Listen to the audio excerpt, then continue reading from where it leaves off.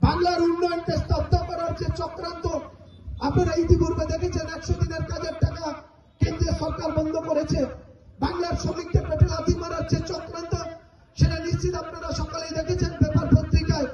বাংলার সর্বভারতীয় নেত্রী, বাংলার মাননীয় মুখ্যমন্ত্রী মমতা ব্যানার্জি, তিনি আপ্রাণ চেষ্টা করে রাজ্যের কোষাগার থেকে শ্রমিকের তার পারিশ্রমিকের টাকাটা অন্ততপক্ষে দিতে পেরেছেন।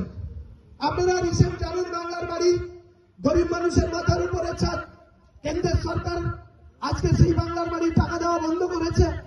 বাংলার মুখ্যমন্ত্রী মমতা ব্যানার্জি ইতিপূর্বে 12 লক্ষ মাথার উপরে ছাদ দেওয়ার জন্য তিনি অলরেডি দুটো পাটে 8,20,000 করে টাকা দিয়েছেন। আবার আগামী দিনে সামনের মাস থেকে আরো 16 লক্ষ বাড়ি বাংলার মুখ্যমন্ত্রী মমতা ব্যানার্জি রাজ্যের কোষাগার থেকে তিনি গরিব মানুষের মাথার উপরে ছাদ করবেন।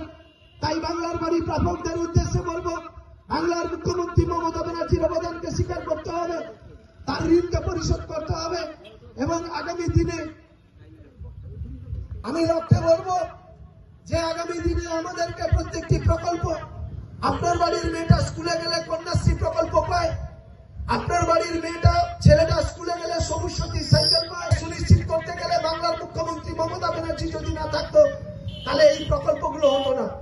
আপনারা জানেন দুয়ারে সরকার, আজকে যে দুয়ারে সরকারের মাধ্যমে 10 কোটি মানুষের উন্নয়নকে নির্দিষ্ট সময়ে পৌঁছে দেওয়ার একটা উপায় মমতা ব্যানার্জি বের করেছেন, সেটা বাংলার মুখ্যমন্ত্রী মমতা ব্যানার্জি দুয়ারে সরকারকে আজকে বিশ্ব অ্যাওয়ার্ড দিয়েছে। বিশ্ব, এটা আমাদের কাছে সব থেকে, বাঙালির কাছে সব থেকে বড় পাওয়া।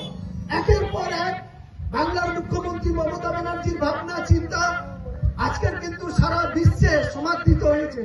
তাই আমি বলবো বাংলার মুখ্যমন্ত্রী মমতা ব্যানার্জির হাতকে শক্ত করতে হবে।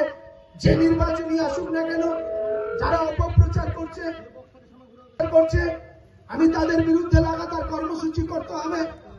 তৃণমূল কংগ্রেস সমর্থকদেরকে সংগঠিত হতে হবে এবং মিথ্যা অপপ্রচারের যোগ্য জবাব তৃণমূল কংগ্রেসের সমর্থকদেরকে আমি নিশ্চিত সংগঠিত হতে বলবো।